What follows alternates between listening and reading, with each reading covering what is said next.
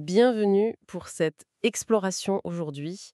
On va parler d'un truc qui, je pense, touche pas mal de monde, cette espèce de lassitude face aux pages de vente. Longues, souvent, on les lit même plus, soyons honnêtes. C'est clair. On survole au mieux. Voilà. Et puis, il y a aussi le fait que tout le monde n'a pas forcément envie ou le temps de se mettre en vidéo, d'être super présent sur les réseaux sociaux. Tout à fait. Donc, on va regarder ensemble une autre approche, une stratégie un peu différente trouvée dans nos sources. On utilisait des articles de blog, mais très courts, très intrigants pour amener du trafic et, pourquoi pas, des clients. C'est une piste intéressante pour les plus discrets d'entre nous. Oui, et le cœur de cette méthode, en fait, c'est la curiosité. C'est ça qui est puissant.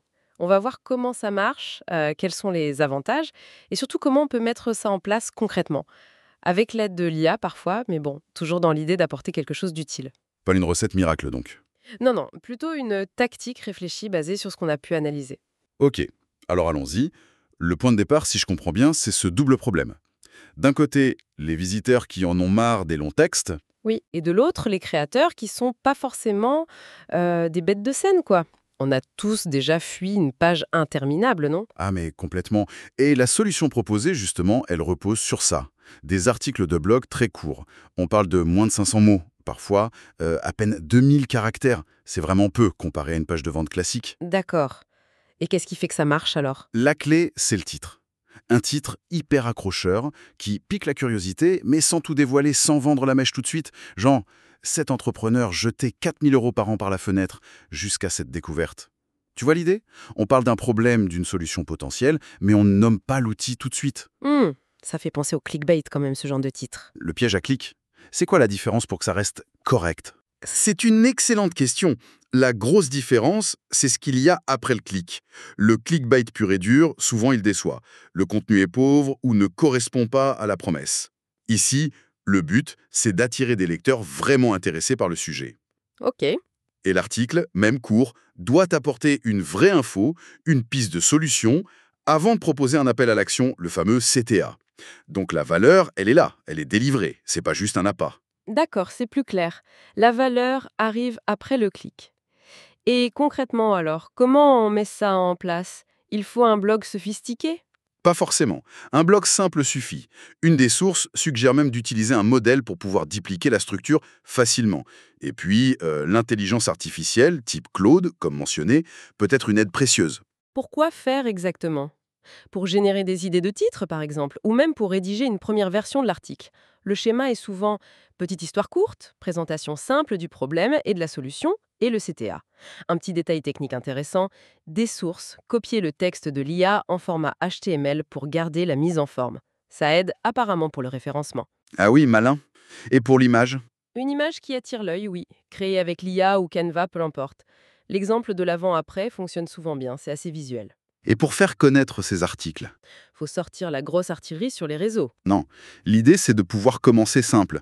Une page Facebook, par exemple, même sans mettre son nom perso dessus, peut suffire pour partager les liens et commencer à attirer du monde. D'accord, l'exemple donné avec System.io est assez parlant. On part du coup des outils séparés, shop, site web, tunnel de vente, emailing. Ça peut vite monter genre 340 € par mois, voire plus. Ah oui, quand même. Et l'article raconte l'histoire d'un entrepreneur qui galérait avec ça et qui découvre une solution tout en un, comme System.io, à 17 € par mois. L'article met en avant l'économie, quasiment 4000 € par an. Forcément, ça interpelle. Voilà. Et le CTA, c'est un lien d'affiliation vers un essai gratuit. Il y a une petite astuce mentionnée aussi, ajouter en Daitika suivi d'un nom à la fin du lien.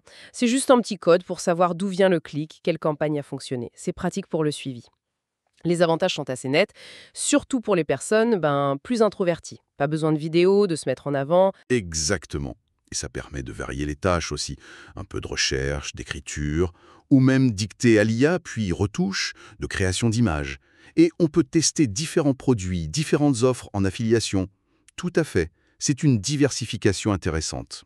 Hmm. Euh, Est-ce que ça demande pas énormément de contenu? Faut publier très souvent pour que ça marche? Alors oui, c'est le point important. Ce n'est pas une solution miracle où on écrit un article et c'est fini. Comme toute stratégie basée sur le contenu, ça demande de la régularité. Il faut alimenter le blog, tester des titres, pour construire une audience et générer ce trafic via la curiosité. Donc ce n'est pas passif. Non, ce n'est pas passif. Ça demande du travail, mais c'est une alternative, crédible, aux méthodes qui demandent plus d'exposition personnelle. L'idée, c'est vraiment de compléter ou même remplacer les longues pages de vente par ces petits formats engageants.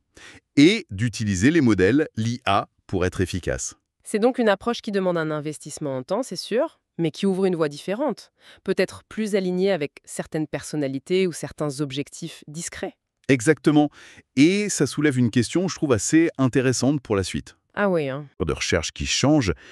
Est-ce que cette méthode, basée sur des articles courts, bien faits, optimisés pour l'intérêt humain, un peu comme un nouveau SEO centré sur la curiosité et la valeur rapide, ne pourrait pas devenir une stratégie clé pour sortir du lot?